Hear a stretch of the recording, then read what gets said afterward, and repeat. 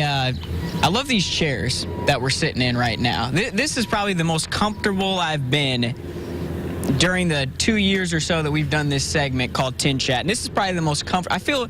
I feel in my element. We got a great view behind us. I feel like we're going to have our best show yet. What do you say? I hope so, sir. All we really need, Peter, is a little bit of cushion to ease the back just ever so slightly, but these are comfortable chairs. And I'll bet if you talk to TinCap team president Mike Nutter, he could maybe make you an offer you can't refuse. I feel like we're kind of on a beach. There's a baseball field behind us, but these are like beach chairs, and we're feeling good here today. Mike Maahs, play-by-play voice of the Fort Wayne TinCaps. My name is Peter Hood. This is TinChattin. You wouldn't know it by the way we just started that segment, but I just had to give a shout-out to these chairs because I'm just so comfortable right now. Of course, every week we talk all things TinCaps baseball here in the locker room, and Mike will just go ahead and, as we always do, kind of take a look back at the week that was since the last time we spoke, which was last Wednesday before the team took off for South Bend. Lost 3 out of 4 against the in-state rival South Bend Cubs. Come home, lose 2 out of 3 against the Kane County Cougars. So this team's still looking for its first series win since they swept Dayton back in the early part of the season in April. But over the last week or so, Mike, do you feel like they've started to play better baseball despite the losses? Are we starting to see some things trend in the right direction for this baseball team, or are you still concerned in some areas here? Oh, I'm definitely concerned in some areas. There have been some pluses, there have been some minuses, and again, in most of these losses, the TinCaps had chances. Runners on base, base hits. They just needed the key base hit, and outside of that 9-run outburst on Wednesday, they just couldn't get it done. So today being Friday, it's a new opponent, the Quad Cities River Bandits, the Class A Midwest League affiliate of the Houston Astros are in town. They're coming off a doubleheader sweep of Lake County at Lake County on Thursday night. So they're feeling good about themselves. They are actually in a virtual tie for first place in the West. They are 15-10 starting play today. Burlington and Kane County are each 16-11. And over in the East, the TinCaps, losers of 7 of their last 10, have a record of 12-14. That's tied for 6th in the 8-team Eastern Division. And they find themselves 3.5 games out of first and 2 games out of second. So no reason to push the panic button, Peter, but it's been a combination of things. We've had starting pitching that's been really good for a long time, and on the road trip, starting pitching wasn't that good. And Gabe Moser struggled Thursday night on the mound. Ryan Weathers only pitched 2 innings in his outing on Sunday in South Bend. Hopefully everything's okay. It's precautionary that he was pulled out after 2. But when you collect a bunch of hits, but you leave a lot of runners on base, which is what has happened, the offense not in sync, and the defense has been up and down, good some days and bad some others. So again, you may want to use the term growing pains. This is still the youngest team in the Midwest League at 20 years of age. The average age around the league is 22 per player. And it's just a case of you got to learn what baseball is all about at this level. And hopefully, starting with this weekend series against Quad Cities, the team can turn it around, because as we'll talk about later on, after the game on Sunday, the TinCaps played 9 games in 10 days on the road, 2 stops in Wisconsin, and then after an off day, a stop over in Eastlake, Ohio, the suburb of Cleveland.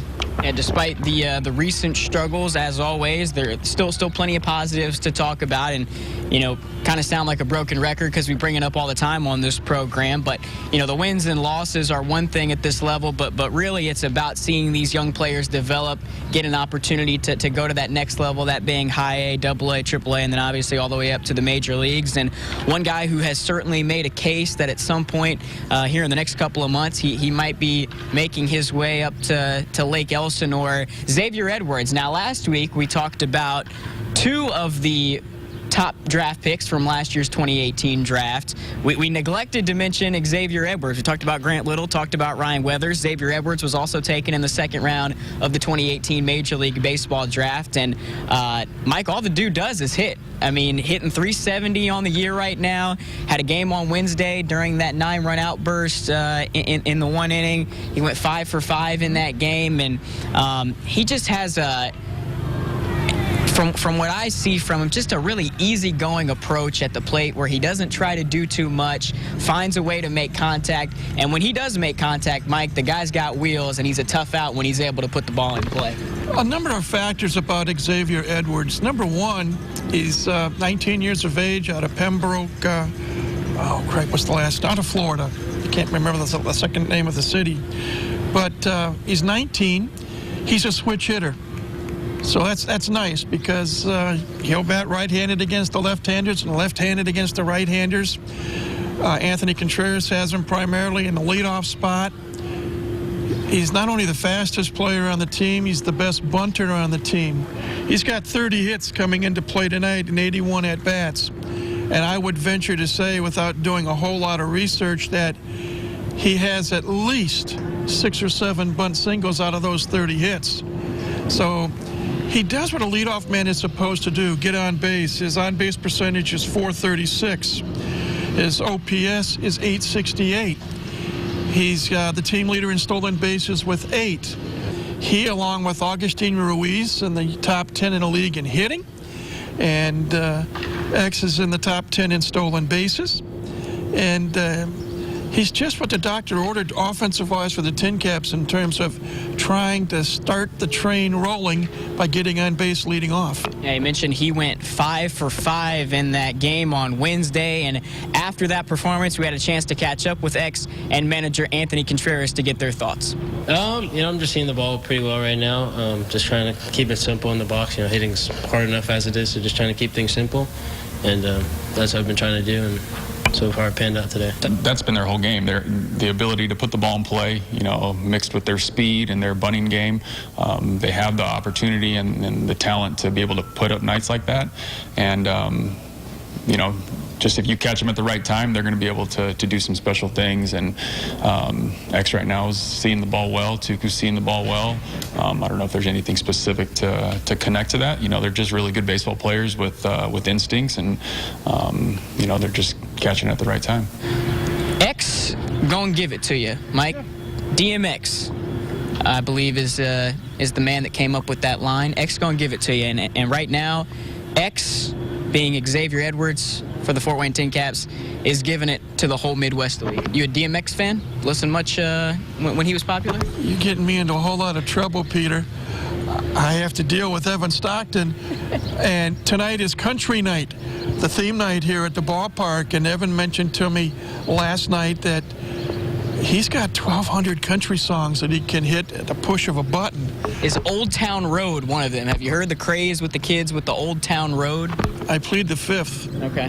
I'm not a country fan, truthfully, and so I get myself into trouble with any type of music, but it is what it is. Before we go, back to Tin Caps baseball and what we're supposed to be here talking about. It was announced earlier this week, Colts at-bat returning once again, as they do every year, to Parkview Field here. May 16th, I believe, is the date. So 2 weeks from yesterday, Thursday, the Colts will be in town, as they always are. Last year, it was Jacoby Brissett and Jack Doyle.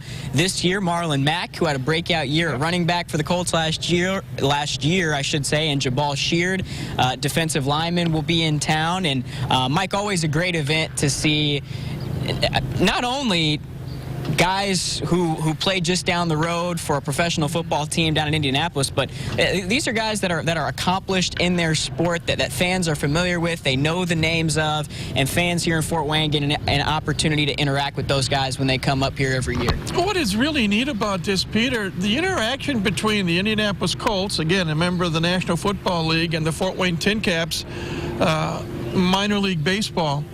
And it's fun to see how they can interrelate and interact. And not just every year that the Colts send up a couple of players that the fans can come and get autographs from, The cheerleaders come.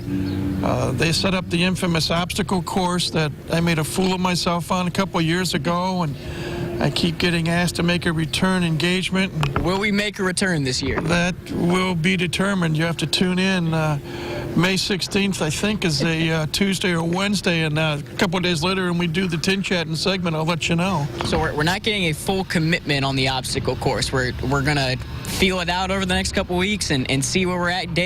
Game time decision? I am not a politician, but I'm going to play the politician's game.